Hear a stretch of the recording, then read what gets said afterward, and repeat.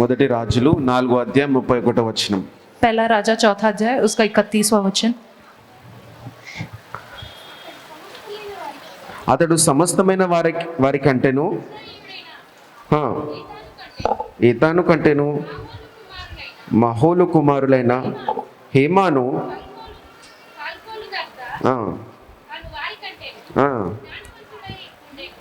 జ్ఞానవంతుడై ఉండెను గనుక అతని కీర్తి చుట్టూనున్న జనములన్నిటిలో వ్యాపితమైను. అతడు 3000 సామెతలు చెప్పెను, 1005 కీర్తనలు రచించెను. హల్లెలూయా. కదండి, ఇక్కడ సొలొమోను రాజు జ్ఞానం గురించి మనం ఈరోజు చూసుకుంటా ఉన్నాం. यहाँ पर आज हम सुलेमान राजा के ज्ञान के विषय में हम देखते हैं. కదండి, ఈ లోకంలో అందరికన్నా జ్ఞానవంతుడు ఆ రోజు సొలొమోను రాజు ఉండే.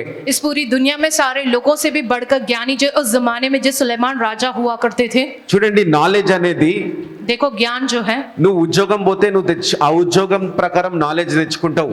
जो तुम नौकरी करते हो उस नौकरी के हिसाब से उस ज्ञान को जो तुम నువ్వు ఒక पाते हो. వ్యాపారం చేస్తే ఆ వ్యాపారం దగ్గర నాలెడ్జ్ తెచ్చుకుంటావు. तुम जो व्यापार करते हो उसके प्रकार तुम बुद्धि पाते हो. చూడండి, పెళ్లి కాక ముందు, देखो शादी होने से पहले వివాహంలో కుటుంబ నాలెడ్జ్ అనేది చాలా తక్కువగా ఉంటది. जो है विवाह के बंधन में जो है परिवार के विषय में जो है बुद्धि वो कम होती है, ज्ञान కానీ कम होता పెళ్ళైన है. తర్వాత लेकिन शादी होने के बाद నీకు కుటుంబాన్ని ఎట్లా నడిపించుకోవాలో, परिवार को कैसे चलाना है, तुम्हें పిల్లల్ని ఎలా చూసుకోవాలో, बच्चों को कैसे देखना है, ఆ तुम्हें నాలెడ్జ్ ని నువ్వు తెచ్చుకుంటావు. वो ज्ञान जो है तुम पाते हो. కాబట్టి ఈ లోకంలో అనేకమైన రకాల నాలెడ్జ్లు ఉన్నాయి. दुनिया में अनेक प्रकार की बुद्धि व ज्ञान है, కానీ విజ్డమ్ అనేది, लेकिन जो ज्ञान होता है ఆ విజ్డమ్ అనేది కేవలం బైబిల్ నుంచే వస్తదంట. वो ज्ञान केवल जो है बाइबल में से ही आता है, కేవలం దేవుని నుంచే వస్తదంట. केवल खुदा की ओर से ही वो आता నువ్వు ఈ है. లోకంలో ఎక్కడ పోయి సంపాదించుకోవాలన్నా అది నీకు దొరకదు. कहीं पर भी जाकर तुम कमाने के लिए सोचे वो ज्ञान जो है तुम नहीं पा ఈ सकते हो. లోకంలో చాలా మంది నాలెడ్జ్ఫుల్ పర్సన్స్ ఉండొచ్చు, इस दुनिया में बहुत से बुद्धिमान लोग होंगे, మంచి శాస్త్రవేత్తలు సైంటిస్టులు ఉండొచ్చు.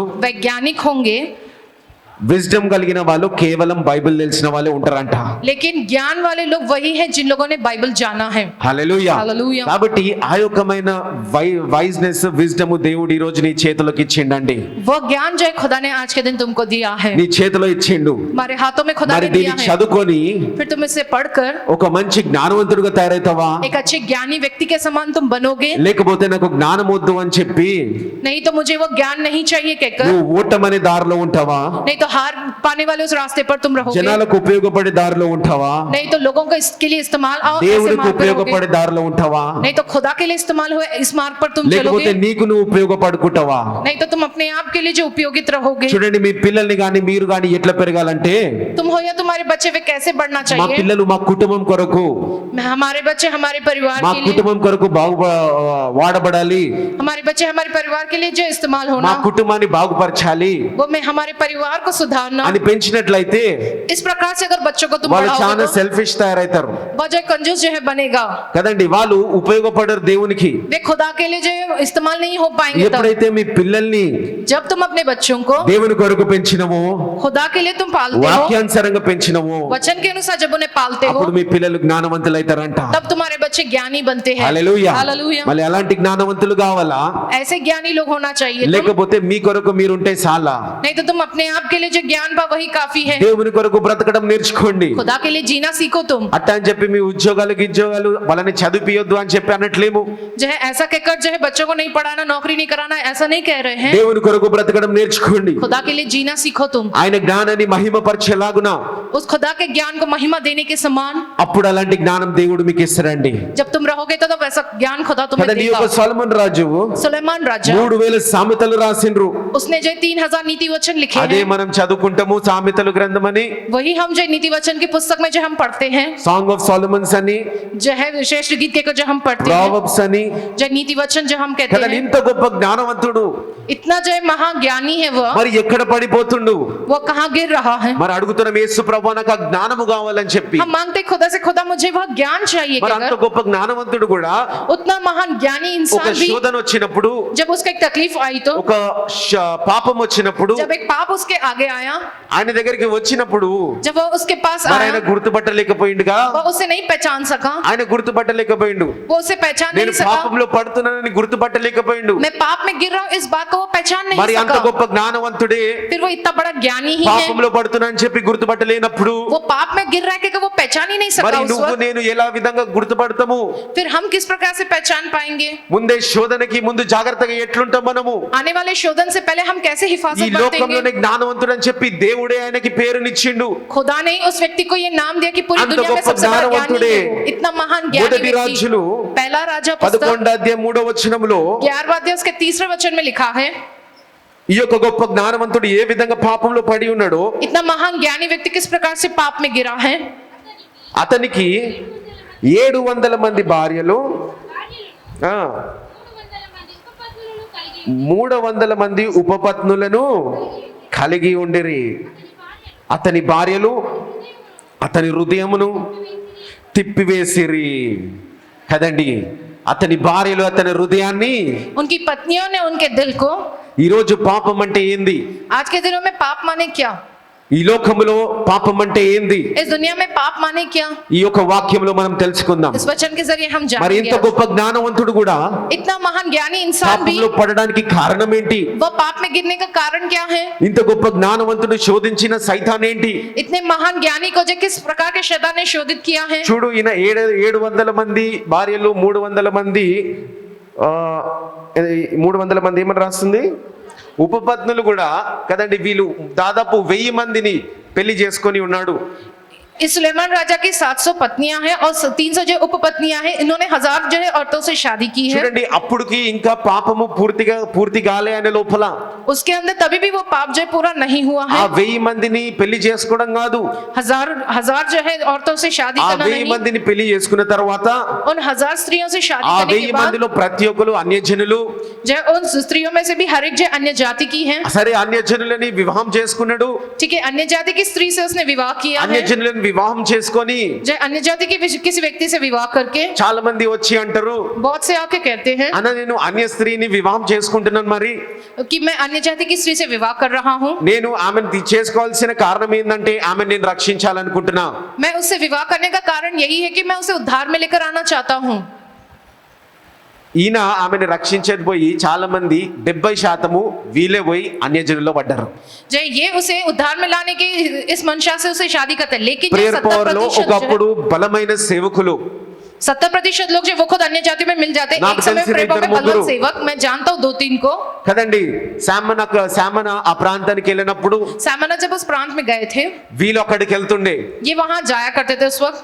అలాంటి స్థానంలో ఉన్న సేవకులు, ऐसे स्थान पर रहने वाले सेवक అలాంటి हैं वो। బలమైన వాక్యోపదేశకులు ऐसे अच्छे बलवान जो वचन का उपदेश देने వాళ్ళు वाले, కూడా చాలా కారణాలంగా वो लोग भी बहुत से कारणों की वजह से అన్యజనులను వివాహం చేసుకొని, अन्य जाति के किसी स्त्री से विवाह करके, లేకపోతే మన తరంలో లేని వాళ్ళని వివాహం చేసుకొని नहीं तो जो हमारे धर्म में नहीं है उनसे विवाह करके వాళ్ళని రక్షించాలనుకున్నారు. उन्हें उद्धार में लाने की वो कोशिश कर रहे थे। వాళ్ళకి తెలియని విషయం ఏంటంటే वो लोग ये बात नहीं जानते कि అంత గొప్ప జ్ఞానవంతుడు సొలొమోన్ రాజే इतना महान ज्ञानी सुलेमान ఎప్పుడైతే राजा भी, అన్యజనులని వివాహం చేసుకున్నప్పుడు जब उसने अन्य जाति की स्त्री से विवाह किया, ఆ అన్యజనులు ఏం మంచి రాస్తుందంటే, वहां पर उन अन्य जातियों के विषय में क्या लिखा and है? his wives turned away his heart. ఆయన హృదయాన్ని తిప్పివేసిండ్రంట. उनकी पत्नियों ने उसके दिल को जो है पलटा दिया है। అన్యజనులు అలా యొక్క సొలొమోన్ రాజు గొప్ప జ్ఞానవంతుడు హృదయాన్ని తిప్పివేసిండ్రంట.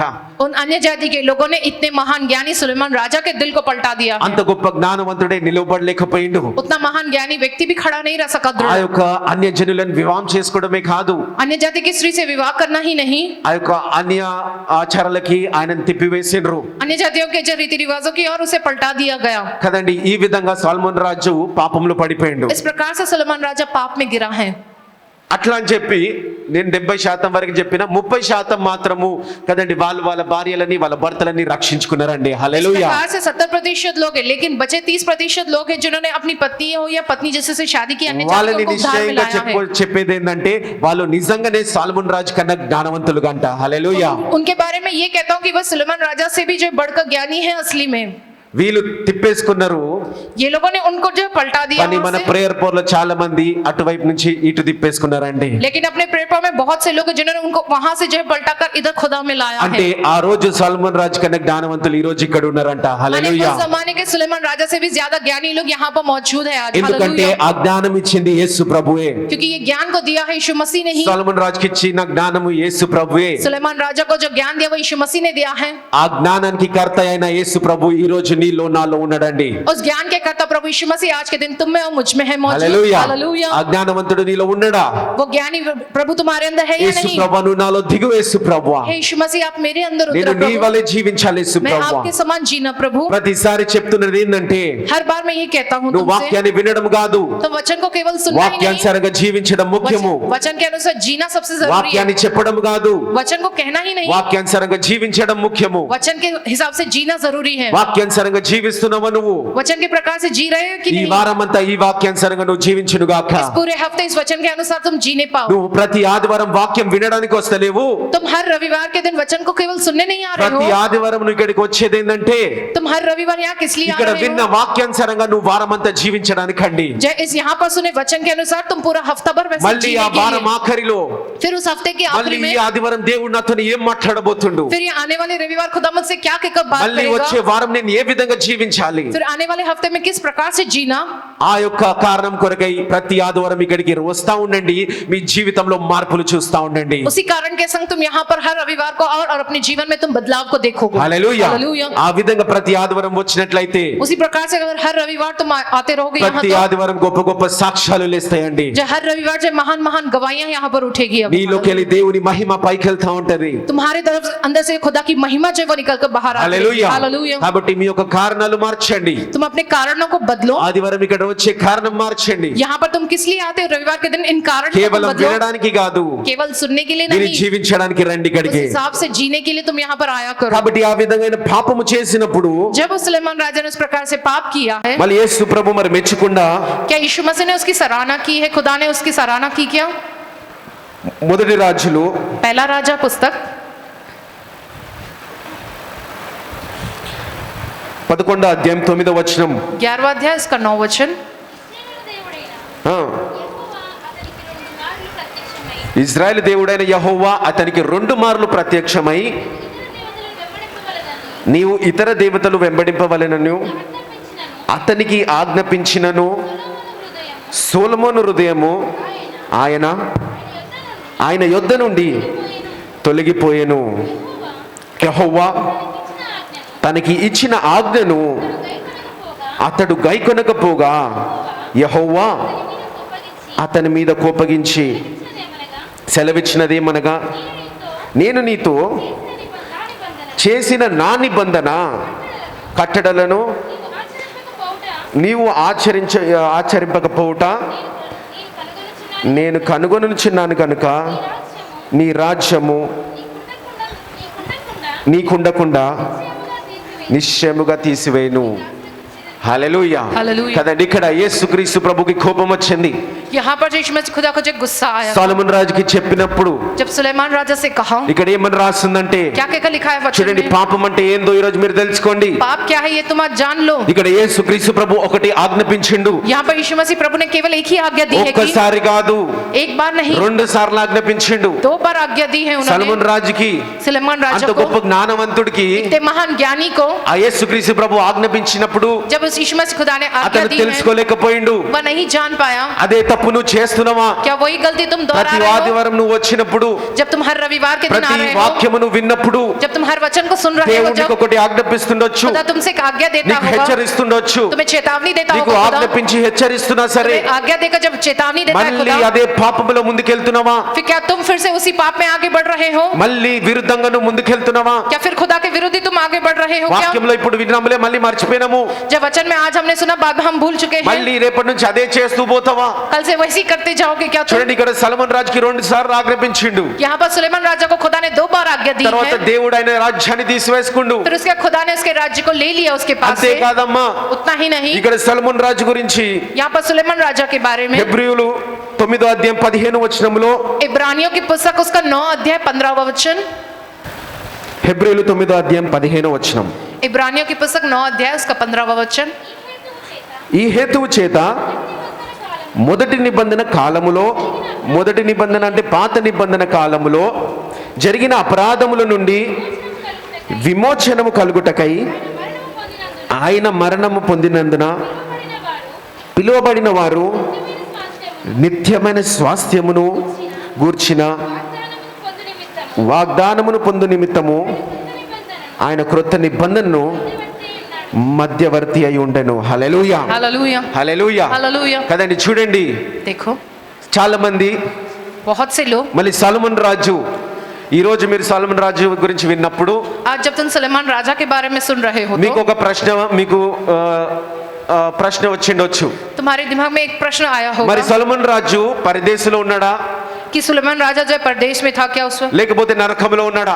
नहीं तो फिर वो नरक में था क्या? ఆ ప్రశ్న అందరికీ వచ్చిండొచ్చు. ये प्रश्न सबके मन में आया होगा। చూడండి, ఇక్కడ దేవుడు మాట్లాడేది ఏంటంటే, देखो यहाँ पर खुदा क्या कह रहा है పాత तुमसे, నిబంధనలో నా బిడ్డలు ఉన్నారు, कि पुराने नियम में जो मेरे लोग हैं నేను వాళ్ళకి జ్ఞానం ఇచ్చినను, मैंने उन्हें ज्ञान दिया हूँ, అయినా వాళ్ళు పాపంలో పడిపోయినప్పుడు, फिर भी वो लोग जब पाप में गिरे हैं, వాళ్ళు మళ్ళీ క్షమించి రక్షణ పొందినప్పుడు, वे लोग जब फिर से माफी मांग कर जब उद्धार पाए, కొందరిని వాళ్ళు పాపంలో పడకముందే थोड़ों को जो पाप में गिरने से पहले ही దేవుడు ఏం చేసిందంటే खुदा ने क्या किया है, వాళ్ళకి మరణాన్ని సంభవించిండు. उनको जो खुदा ने मृत्यु ला दी है, ఆ సమయంలో వాళ్ళకి మరణం వచ్చినది. उस समय में उन्हें मृत्यु आई है, పాపంలో పడుతున్నప్పుడే వాళ్ళకి మరణం वे వచ్చింది. पाप में गिर रहे थे उसी समय उन्हें मृत्यु आई మీరు है। సంసోను విషయంలో కూడా మీరు చూడొచ్చు. अगर तुम शिमशोन के विषय में देखोगे ఆ तो యొక్క డెలీలియాకి जब डेलीलिया को కదండి ఆ యొక్క సీక్రెట్ చెప్పేసి, जस्ट सीक्रेट डेथ के बारे में बताते ही, ఆ యొక్క దేవుడు ఇచ్చిన ఆ యొక్క శక్తి గురించి చెప్పేసి खुदा की शक्ति के विषय में उसे बताते దేవుడు ही, ఆయనకు ఆజ్ఞాపించిండు, खुदा ने उसे आज्ञा నువ్వు दी ఈ యొక్క శక్తి గురించి ఎవరికి కూడా చెప్పనికే వీల్లేదు. कि तुम्हें इस शक्ति के विषय में किसी से नहीं कहना ఈ है, లోకంలో నీకు తప్ప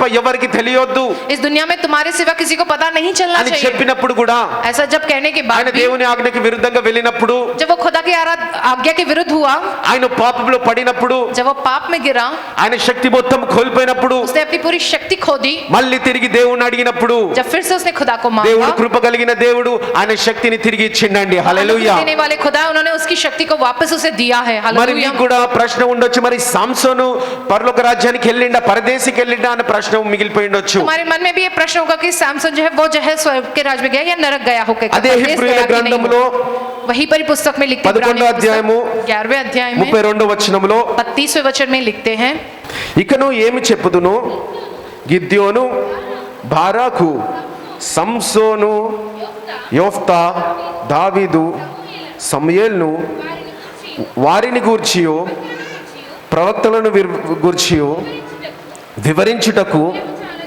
సమయము చాలదు. హల్లెలూయా, హల్లెలూయా, హల్లెలూయా. హల్లెలూయా. మళ్ళీ తిరిగి బైబిల్ చివరిలో ఏం చెప్తుందంట, फिर से जो है बाइबल के आखिरी में क्या कहा ఇలాంటి गया है, సంసోను, గిద్యోను వీళ్ళ గురించి వివరించుటకు समसन और गिदियोन के बारे में विवरण देने के लिए సమయము समय చాలదు. సమయము काफी नहीं చూడండి, रहेगा। ఆ సంసోను దేవుని భక్తుడు లేకపోతే దేవుని బిడ్డ కాకపోతే, अगर जो है शमशोन माने शिमोन जो है वो अगर खुदा का भक्त ना होता तो, ఆ యొక్క సంసోను, సొలొమోన్ రాజు వీళ్ళందరూ కూడా పరదేశంలో ఉండకపోయినప్పుడు अगर ये सारे लोग अगर परदेश में वे ना रहे तो ఈ విధమైన మాట తిరిగి బైబిల్లో రాదండి. इस प्रकार की बात फिर से बाइबल में नहीं लिखी जाती थी। ఏమనంటుండు తిరిగి బైబిల్లో, बाइबल में क्या कहकर लिखा మళ్ళీ गया है? వాళ్ళ గురించి నేను వివరిస్తున్నాను అంటుండు. बाद में उनके बारे में जो विवरण दे रहा हूँ कहता ఒకవేళ ఆయన है, మంచివాడు కాకపోతే अगर वे लोग अच्छे लोग ना हो तो మళ్ళీ ఆయన గురించి వివరించాల్సిన అవసరం బైబిల్లో లేకపోతుండే, उनके बारे में फिर से विवरण देने की जरूरत नहीं है बाइबल మళ్ళీ में। హిబ్రీలో రాయకపోతుండే, फिर से इब्रानियों की पुस्तक में ఆ नहीं लिखा సంసోను जाता గురించి था, మళ్ళీ హిబ్రీలో రాయకపోతుండే, समसोन के बारे में फिर से नहीं लिखा ఆ जाता था, సొలొమోన్ రాజు జ్ఞానం గురించి మళ్ళీ యేసుక్రీస్తు ప్రభు చెప్పకపోతుండే. सुलेमान राजा के ज्ञान के विषय में फिर से यीशु मसीह नहीं बात करते దేవుడు थे। వాళ్ళని క్షమించిండండి, खुदा ने उन्हें माफ किया है, ఆయన రక్షించిండండి. उन्होंने उद्धार दिलाया उनको, వాళ్ళు మళ్ళీ తిరిగి పరదేశికి వెళ్ళిండ్రు. वे फिर जो है परदेश गए हैं। హల్లెలూయా. हालेलुया। ఈ యొక్క వాక్యాల ద్వారా మీకు రుజువైనది ఏంటంటే, इन वचन के जरिए तुम्हें ये साबित हुआ है వాళ్ళందరూ కూడా రక్షింపబడిన బిడ్డలు. कि वे ఈ सब రోజు लोग जो है उद्धार पाए हुए व्यक्ति ही रहे हैं। వాళ్ళందరూ కూడా రక్షింపబడిన బిడ్డలు. वे सब लोगों ने जो उद्धार पाया है। పాపం అంటే ఏందో ఆది కాండంలో కూడా రాస్తుంటది. पाप क्या है इसके बारे में उत्पत्ति की 3వ पुस्तक में भी అధ్యాయం लिखा है। 11వ వచనంలో, 3रा अध्याय उसके 11वें वचन में, उत्पत्ति की पुस्तक 3रा अध्याय 11वां वचन, అందుకు ఆయన, నీవు దిగంబరవని నీకు తెలిపిన వాడెవరు, నీవు తినకూడదని నేను నీకు ఆజ్ఞాపించిన వృక్ష ఫలము తింటివా అని అడిగాను.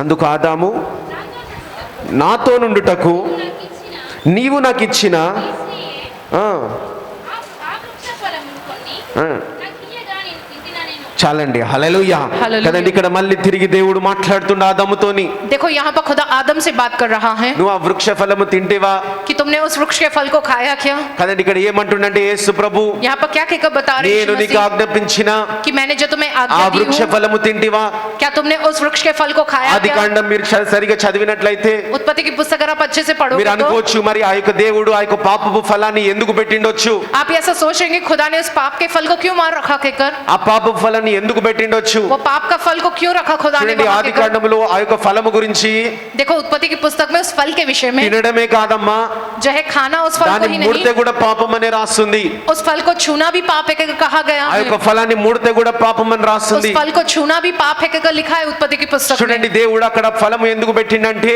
देखो खुदा ने उस फल को वहाँ क्यों रखा ఒక है। పరీక్ష పెట్టినప్పుడు एक परीक्षा जब रखी गई, ఎవరికైనా ఒక పరీక్ష వచ్చినప్పుడు जब किसी को कोई परीक्षा आती है, వాడు ఎంత గొప్ప విజయవంతుడో తెలుస్తది वो कितना महान जीत पाता है वो వాళ్ళలో पता ఉన్న चलता है। సామర్థ్యం తెలుస్తది उसके अंदर की सामर्थ्य पता चलती నువ్వు है। పాపాన్ని జయించినప్పుడే तुम जब पाप पर जीतते हो నువ్వు దేవునిలో ఎంత ఉంటున్నావో నీకు తెలుస్తది तब तुम जान पाते हो कि तुम खुदा में कितने हो నువ్వు कहकर। శోధనని జయించినప్పుడే तुम जब परीक्षा को जब నువ్వు जीतते हो, దేవుని బలం ఎంత ఉంటుందో నువ్వు నీకు తెలుస్తది खुदा का बल तुम में कितना है तुम ये जान पाते हो। నువ్వు వాక్యము ఎంత చదువుతున్నావో తెలుస్తుంటది तुम वचन कितना पढ़ रहे हो ये నీకు पता चलता వాక్యం ఎంత है। లోతులో తెలుసో నీకు తెలుస్తుంటది वचन की गहराई तुम कितनी నీ जानते हो तुम ये విశ్వాసం जान ఏంటో पाते నీకు हो। తెలుస్తుంటది तुम्हारा विश्वास क्या है तुम जान पाते हो। అందుకే యేసుక్రీస్తు ప్రభు इसलिए यीशु मसीह प्रभु ఆ యొక్క చెట్టుని పాపపు చెట్టుని ఆ యొక్క ఏదెను వనంలో పెట్టి ఉన్నాడు पाप का फल देने वाले उस जो है पेड़ को जो एदेन के ఆ बाग में ఏదెను रखा వనంలో है, పెట్టి एदेन के నా बगीचे में బిడ్డలైన ఈ रखकर యొక్క ఆదము అవ్వ मेरे जो बेटा है ఆ आदम और పాపాన్ని हवा జయిస్తారు उस पाप पर जीतेंगे। వాళ్ళు నాతో నడిచి వాళ్ళు నాతో మాట్లాడుతూ నాలో ఉన్న ప్రతిదీ వాళ్ళు తెలుసుకొని ఉన్నారు वे मेरे साथ चलेंगे, वे मेरे साथ रहकर मेरी सारी बातों को वह जानेंगे। ఇలాంటి ప్రేమ చూపించినప్పుడు ऐसा प्रेम जब दिखाया है खुदा అలాంటి ने, పాపానికి వెళ్ళరు तब लोग जो उस पाप की ओर नहीं ఆ जाते। కాలం నుంచి సైతాను శోధిస్తూనే ఉన్నది उस समय से ही जो शैतानों ने शोधित करता आया है, ముడితేనే పాపము जो उस फल को छूने से ही पाप है। ఆ పరీక్ష వీళ్ళు वो लोग उस परीक्षा में గెలుస్తారా లేకపోతే పాపంలో పడిపోతారా जीतेंगे या वे पाप में गिरेंगे ఈ कहकर। రోజు కూడా పాపము నీ ముందే ఉంది आज के दिन भी पाप तुम्हारे आगे है। దేవుడు ఆజ్ఞాపిస్తుండు खुदा तुम्हें आज्ञा పాపము देता है చేయకండి అని చెప్పి कि तुम पाप ना करो कहकर। దాని వైపు చూస్తేనే తప్పు అంటున్నాడు उसकी ओर देखना भी पाप है మళ్ళీ कहा गया ఏదో है। కారణంగా దాన్ని చూస్తున్నావు నువ్వు या किसी कारण से तुम उसे देख रहे हो, ఆ శోధన అనేది నీ ముందుకు వస్తది वो शोधन तुम्हारे आगे आता है, కానీ నువ్వు జయించు लेकिन तुम उस पर जीतो। కదండి ఈ ఆదమవ్వ అక్కడ పడిపోయి ఉన్నారు वहां पर आदम हवा जब पाप में वे गिरे हैं, కదండి దాన్ని ముడితేనే పాపం అంటే వాళ్ళు తిని ఉన్నారు उस फल को छूना भी पाप है कहा गया, लेकिन उन्होंने उस फल को खाया है।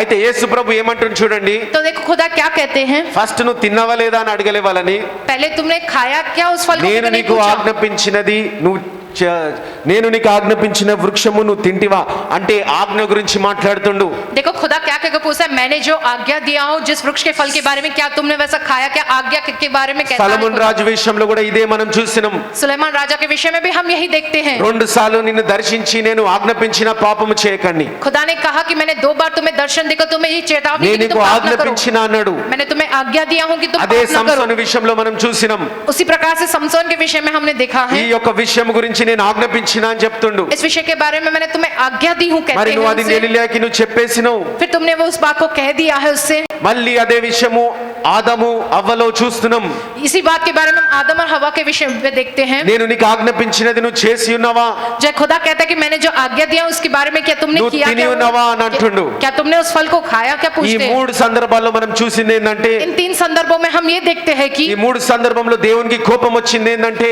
इन 3 संदर्भों में किस विषय में खुदा को गुस्सा आया ఈ कि 3 సందర్భంలో इन 3 संदर्भों దేవునికి में నచ్చంది ఏంటంటే खुदा को जो पसंद नहीं है वो क्या बात है ఆజ్ఞ అతిక్రమము कि आज्ञा का उल्लंघन ఈ करना। 3 సందర్భంలో इन 3 संदर्भों దేవుడు में ఆజ్ఞాపించినప్పుడు खुदा ने जब उन्हें आज्ञा వీళ్ళు दी थी, ముగ్గురు కూడా వినలేదు इन तीनों ने नहीं सुना है। మళ్ళీ ఈ రోజు దేవుడు వాక్యం ద్వారా నీకు ఎన్నో వాక్యాలు నీకు ఆజ్ఞాపిస్తుండు और आज के दिन खुदा वचन के जरिए कितने ही वचनों के जरिए तुम्हें आज्ञा दे रहा ఎన్నో है, విషయాలు నీకు ఆజ్ఞాపిస్తుండు कितनी ही बातों के विषय में खुदा तुम्हें आज्ञा నీకు देता है, సత్యం ఇక్కడ బయలుపరుస్తున్నాడు यहाँ पर सच्चाई को तुम्हें बतलाता है ఆ खुदा। విధంగా దేవుడు నీకు ఎన్నో విషయాలు ఆజ్ఞాపిస్తా ఉన్నాడు इस प्रकार से खुदा कितनी सारी बातों के विषय में आज्ञा మరి देता ఆ है యొక్క तुम्हें। ముగ్గురు వలె ఆజ్ఞాపించినది చేయకుండా ఉంటున్నావా చేస్తూ ఉన్నావా उन तीनों को जिस प्रकार से आज्ञा दी गई, लेकिन उस आज्ञा को उल्लंघन करके किया ఈ क्या యొక్క तुम ऐसे 3 कर रहे हो। సందర్భాలు మనం చూసినప్పుడు इन 3 संदर्भों के बारे में हमने देखा పాపం है। అంటే ఏంటంటే ఆజ్ఞ అతిక్రమము जो है पाप माने क्या, आज्ञा का उल्लंघन करना। పాపం అంటే డెఫినేషన్ ఏంటంటే దేవుని యొక్క ఆజ్ఞని అతిక్రమము చేయడమే. पाप की परिभाषा यही है कि खुदा की दी हुई आज्ञा का उल्लंघन ఈ యొక్క करना। అర్థము నేను ఉట్టి మాటలతో నీకు చెప్పలే ఈ రోజు. इस बात का अर्थ सिर्फ बातों से मैं नहीं बताया हूँ तुम्हें, వాక్యాలు తీసి వాక్యంతోనే నీకు చెప్పి ఉన్నా. वचन निकाल कर वचन के जरिए मैंने तुम्हें ये समझाया हूँ। ప్రేయర్ పవర్లు ఇక్కడ చెప్పేది ఉట్టి మాటలు కాదు. जय प्रेरणा में यहाँ पर केवल बातें नहीं कही जाती है, ఏదున్నా వాక్యంతోనే చెప్తాం. कुछ भी हो वचन के जरिए ही कहा కాబట్టి ఈ రోజు जाता है। పాపానికి డెఫినేషన్ ఆజ్ఞ అతిక్రమం అని చెప్పి ఈ యొక్క 3 సందర్భాలలో వాక్యం ద్వారా మీకు తెలియజేస్తున్నాం. आज के दिन तुम्हें ये बताया गया कि पाप की परिभाषा क्या है और 3 संदर्भों के जरिए तुम्हें समझाया गया कि కాబట్టి जो ఈ है యొక్క आज्ञा का ఆజ్ఞ उल्लंघन करना। అతిక్రమం అనేది మనం ఇక్కడ నుంచి చేయడానికి వీల్లేదండి. आज्ञा का उल्लंघन हमें अब से नहीं करना దేవుడు ఈ है। రోజు వాక్యం ద్వారా మీకు ఆజ్ఞాపిస్తుండు. आज के दिन वचन के जरिए खुदा तुम्हें ये आज्ञा देता है మనందరికీ कि ఆజ్ఞాపిస్తున్నది ఏంటంటే हम सबको खुदा क्या कहकर आज्ञा दे रहा నా है ఆజ్ఞని అతిక్రమించకండి. कि तुम मेरी दी गई आज्ञाओं का उल्लंघन అదే ना करो। మనకిచ్చిన ఆజ్ఞ.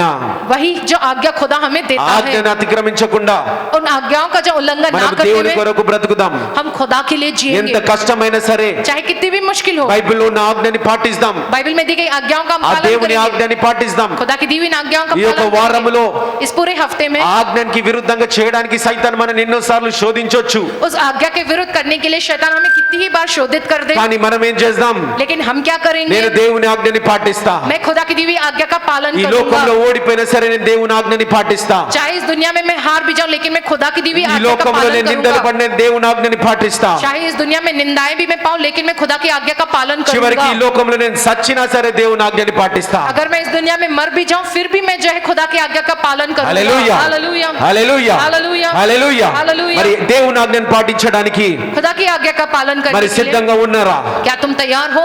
ఈ వారంలో సిద్ధంగా ఉన్నారా? क्या इस हफ्ते में तुम तैयार हो? ఆజ్ఞని అతిక్రమిస్తామా? ఆజ్ఞని పాటిస్తామా? उन आज्ञा का उल्लंघन करेंगे नहीं तो आज्ञाओं का पालन करेंगे, సాగు వస్తది నీ ముందుకి. तुम्हारे आगे मौत खड़ी होती है आखिर। అయినా సరే ధైర్యంతో ముందు అడిగేస్తాం. फिर भी हम हिम्मत के संग आगे बढ़ते रहेंगे। సైతాన్ నిన్ను శోధించకపోవచ్చు. शैतान तुम्हें नहीं शोधित करता నీ होगा, కుటుంబాన్ని నువ్వు ప్రేమించే వాళ్ళని శోధించవచ్చు. तुम्हारे परिवार को तुम जिनसे प्रेम करते हो उन्हें शोधित నీ करता है। బలహీనత సైతానికి తెలుసు. तुम्हारी कमजोरी क्या है शैतान वो जानता है, అదే పట్టుకొని శోధిస్తది. उसी कमजोरी को पकड़कर वो तुम्हें शोधित करता మరి है। అప్పుడు నువ్వేం చేస్తావు? उस वक्त तुम क्या करोगे? పడిపోతావా లేకపోతే దేవుని ఆజ్ఞని పాటిస్తావా? तुम गिर जाओगे नहीं तो खुदा की आज्ञा का तुम पालन करोगे।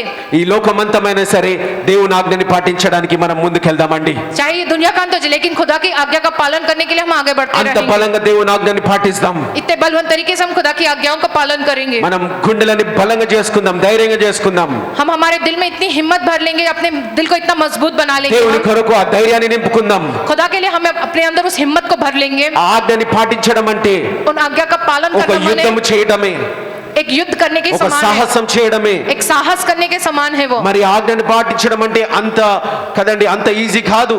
खुदा की आज्ञा का पालन करना कोई आसान बात नहीं है। ఈ లోకపు ఆజ్ఞలు పాటించడం అంటేనే కష్టము.